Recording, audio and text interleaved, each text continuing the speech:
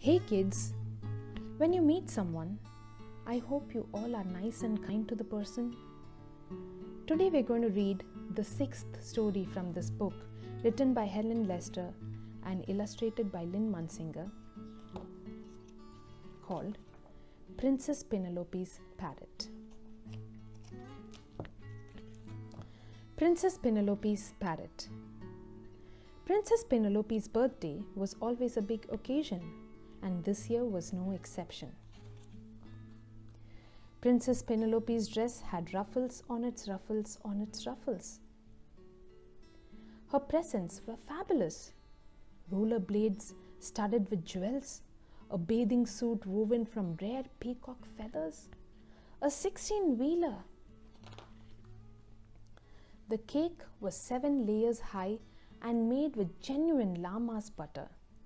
The top of the cake was decorated with a golden cage. Within that golden cage was a beautiful parrot.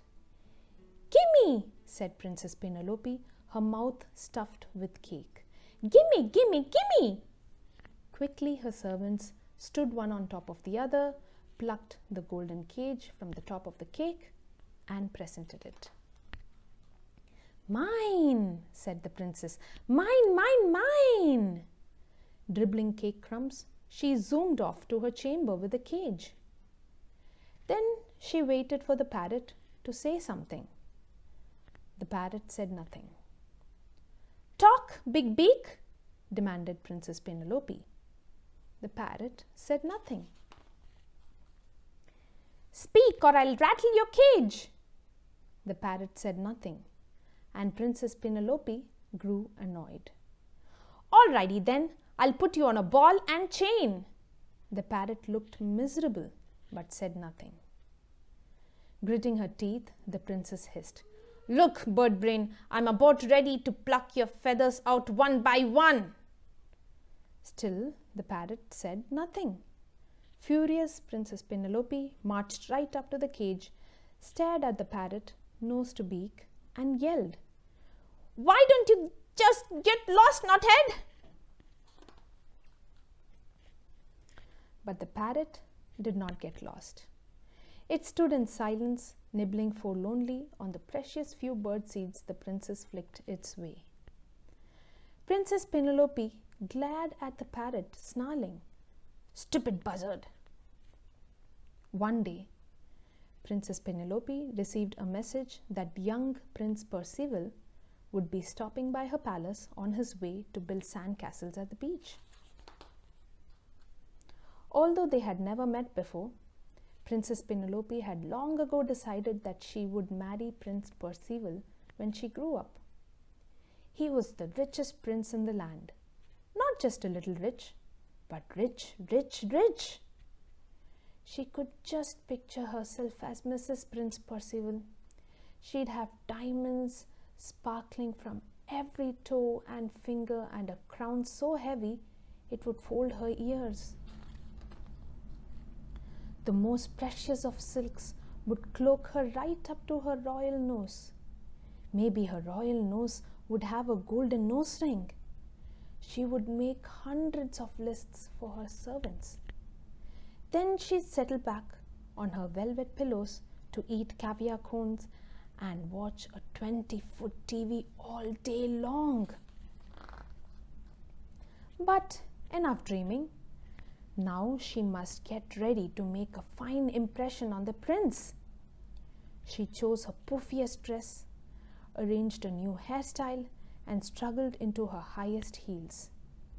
As she clippy-clopped about, tidying her room, leaving out only her most expensive toys, she came across the parrot.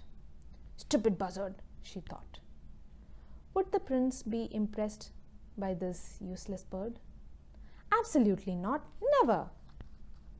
So she hid the parrot behind the curtains. There, now everything was perfect. Princess Penelope put on her sweetest smile, sat upon her throne, and waited to dazzle the prince. Kalump, kalump, kalump. Princess Penelope put her hand to her ear. This must be her prince. Kalump, Kalump, kalump. She could just imagine him galloping up on his fine white horse. Kalump, kalump, kalump. Prince Percival galloped into Princess Penelope's chamber. No horse, but impressive feet and nice shoes. Whoosh! Prince Percival bowed deeply and held out a huge bouquet of roses. "Gimme!" said the parrot from behind the curtains. "Gimme, gimme, gimme!" Prince Percival gulped and handed over the roses. "Mine!" squawked the parrot. "Mine, mine, mine!" Prince Percival's eyebrows twitched. How could someone with such a sweet smile say such rude things? "Talk, big beak!" The prince scratched his nose and thought that just maybe he wanted to be somewhere else. Then the parrot screamed, "Speak, or I'll rattle your cage!" Cage? Cage? Prince Percival felt trapped. As he moved toward the door, the parrot screeched on. "Alrighty then, I'll put you on a ball and chain. Look, bird brain, I'm about ready to pluck your feathers out one by one." That did it. Prince Percival bolted out the door and galloped off. Kalump, kalump, kalump. Princess Penelope followed. Clippy cloppy, clippy cloppy, clippy cloppy, and the parrot flapped after them both, ball, chain and all. Up and down staircases, past the birthday present room, and through the kitchen they kalumped and clippy clopped and flapped. As Prince Percival finally galloped out the palace door into the safety of the green fields, the parrot called out, "Why don't you just get lost, nuthead?" Prince Percival was delighted to do so and didn't stop once until he'd made it all the way to the beach. In the palace doorway, the parrot cocked its head at Princess Penelope and cheerfully said, "Stupid buzzard!" Then it stepped out of the ball and chain and flew away. The prince and the parrot lived together happily ever after. Princess Penelope was horribly embarrassed, but she got over it, and in no time she went right to work in front of her mirror, practicing her sweetest smile, just in case the second richest prince in the land should come her way one day.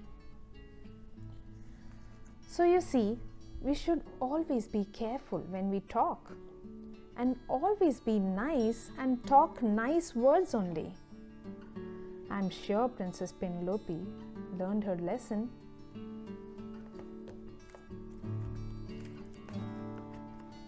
If you like this video, do hit the like and subscribe button.